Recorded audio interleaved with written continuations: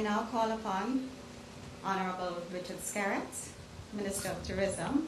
Please excuse the blushing, I just have a soft spot for him. To say a few words on the development of the Southeast Peninsula. Thank you, Victor. Thank you very much, Elena.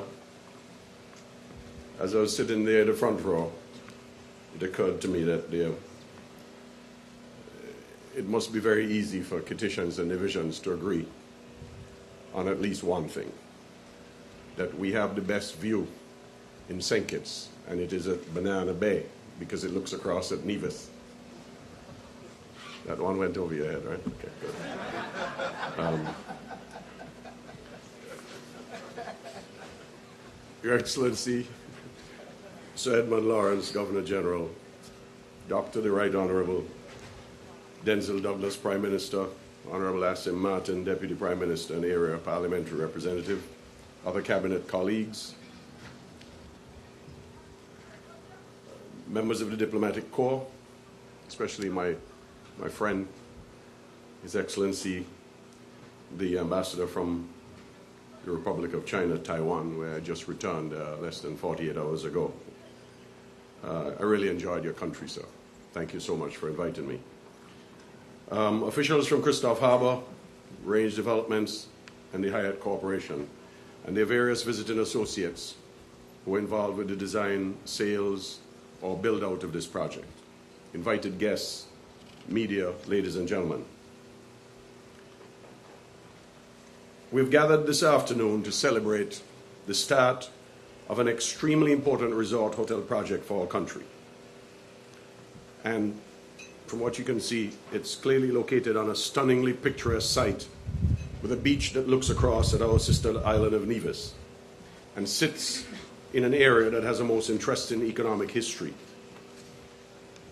By the time of its completion, this resort would have become the first of its type in the Americas to be branded by Park Hyatt, a luxury brand that has achieved great success globally, but which until now has not branded this type of leisure resort in our part of the world.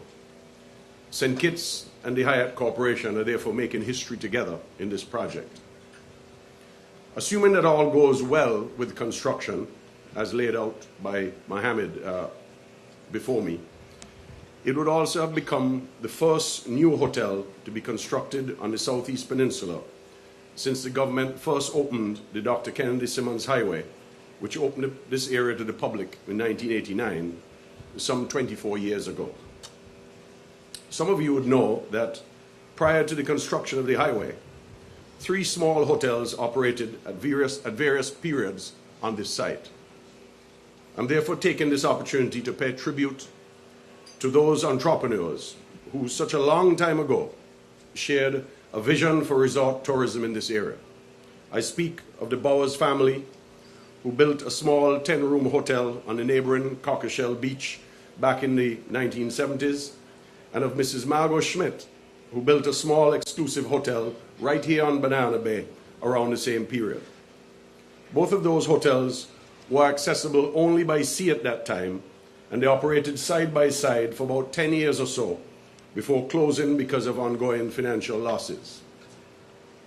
I also want to pay tribute to Colin Pereira, his family, and their business partners at Ocean Terrace Inn, who later purchased both properties and developed the OTI Banana Bay Annex, which operated successfully for a few years before it was purchased by the famous Butch Stewart of Sandals in 1988.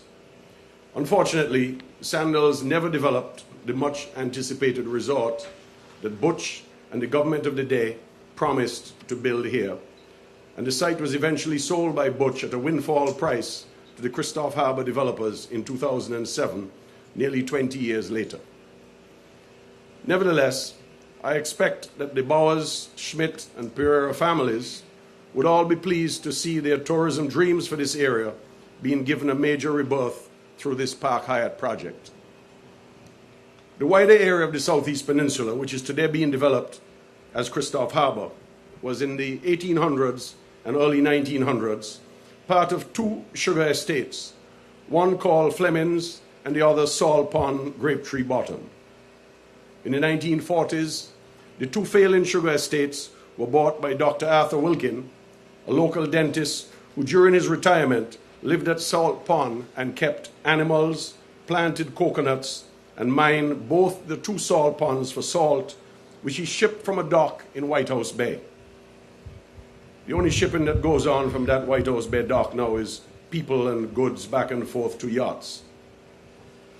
Dr. Wilkin sold the whole area in 1958 to a retired Canadian, Mr. Bruce Wiggins, who then carved it up over the next several years, selling most of it to a variety of local and foreign private investors. One of the major local firms Wiggins did business with was the law firm of the late Fred Kelsick QC and his stepson Charles Wilkin QC, the grandson of Dr. Wilkin. Charles and his business partners, Colin Pereira and Jackie Kramer, were among the few local landowners who, long before the Christophe Harbour development emerged, had shown confidence in the future of the Southeast Peninsula by starting their own real estate development project at Turtle Beach. I expect that Charles and all other landowners in this area, old and new, will be pleased to see such a major hotel brand as the Park Hyatt now moving into their neighborhood. Records show that by 1987, when the construction of the highway first commenced, the approximately 4,000-acre peninsula was entirely privately owned by more than 30 individuals, companies, trusts, or partnerships. There is no record of government ever owning land at the peninsula. So, it is not true that Christophe Harbour acquired their lands on the peninsula from government. What is true, however, is that since the Christophe Harbour development was first announced by our government 8 years ago, land prices in the peninsula have more than quadrupled in price, and a number of local and foreign-based landowners have cashed in handsomely during the roughly US $50 million Christophe Harbour land procurement phase, when approximately 2,400 acres of land were acquired, including this hotel site. Writing in a 1986 environmental assessment report prior to the construction of the proposed Southeast Peninsula Access Road, the late Dr. Edward Toll of Island Resources Foundation had this to say, and I quote, "The environmental assessment team began its investigation of the Southeast Peninsula land ownership with a list of 12 owners provided by the government, but has now identified over 30 landowners. The current situation, with several large land holdings and many smaller ones, will present problems over time in establishing a consensus on various environmental issues, wildlife strategies, and the acquisition of land for public use and management as protected areas and as recreational areas." End of quote. Dr. Toll went on in his report to recommend the coming together of landowners and government in a development planning partnership in order to achieve the type and scale of development that was most desirable for the Southeast Peninsula. Two main points jumped out at me when I read this now 27-year-old report by Dr. Toll. One was that the government of the day had decided to spend millions of taxpayer dollars to build a major access highway into an area of privately owned land for which the government did not even keep an up-to-date land registry. Governments, eh? The other point that struck home in my research was that following the construction of the new highway, the chances of achieving a desirable master plan for development would be weak at least. I should say it should be weak at best, because of the large number of landowners with varying interests and visions for the use of their individual land holdings. I'm sure if all the owners were like Charles, Jackie, and Colin, we would have had a master plan a long time ago. Clearly, some individual group or even government needed to pull the landowners together or to acquire a large portion of the land in order to develop and implement a comprehensive master plan. Needless to say, Dr. Toll's prediction has come to pass, because it took 18 years after the highway was opened for the Christophe Harbour master plan accumulation of land assets to begin, and a total of 24 years for the first credible international hotel project to break ground in this area.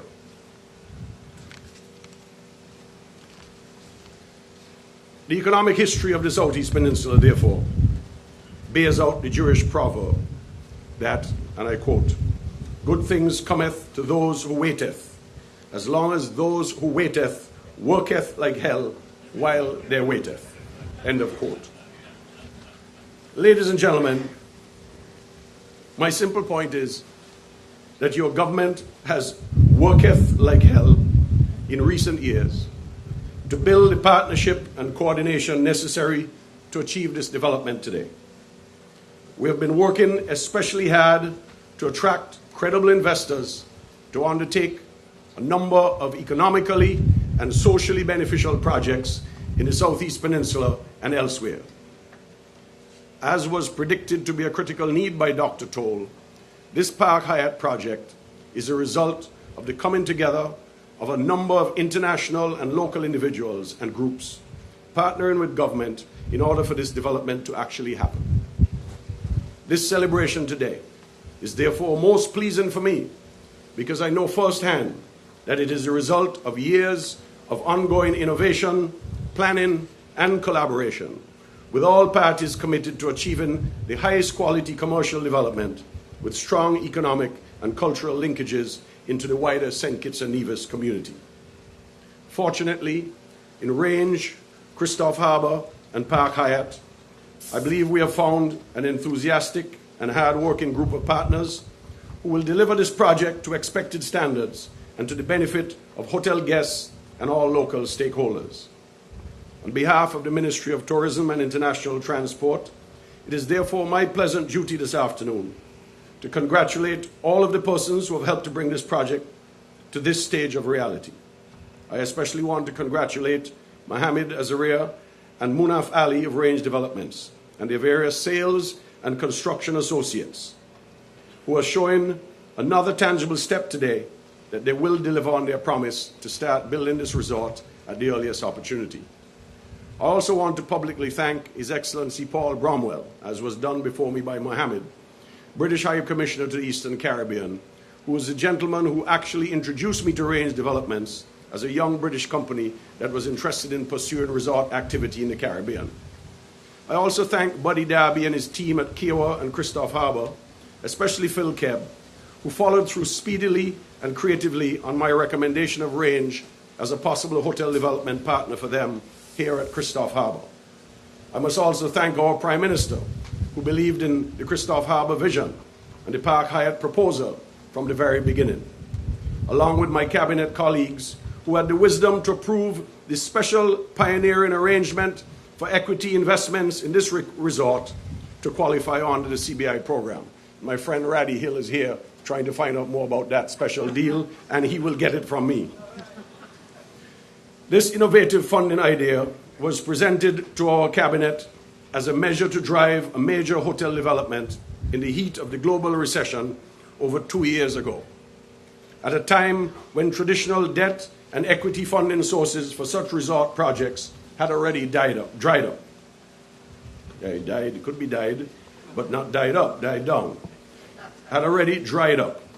We could see no other way to raise the large investment necessary to build such a world-class resort as this Park Hyatt. I'm also grateful to the decision makers at Hyatt Corporation for agreeing with us that St. Kitts should be the location of their first such leisure resort in the Americas. I look forward with great anticipation to the successful completion of the construction in another 2 years or so. My closing wish today is simply that this project will generate significant return on investment for all concerned, while bringing sustained economic benefits to our citizens and residents for many years to come. Thank you very much.